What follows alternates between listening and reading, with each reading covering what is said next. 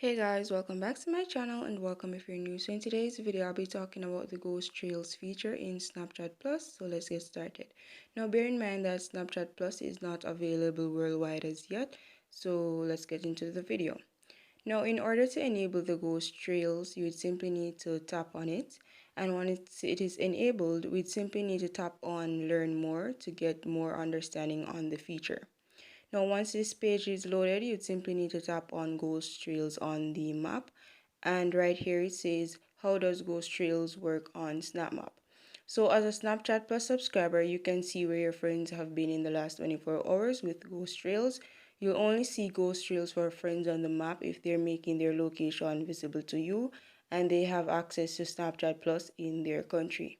Now, for example, if you're in a Uber and you don't feel safe, you could simply make your location visible to a friend who is also a Snapchat Plus user.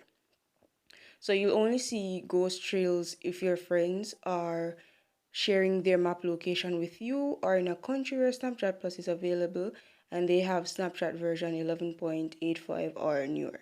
So this is pretty much an example of how the Snapchat Ghost Trails would look, and I think this is a very safe and amazing feature. So yeah, that's pretty much the end of the video.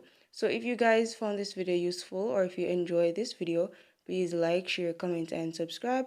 Also, please turn on your post notifications so you'll be notified whenever I upload videos. Thank you so much for watching.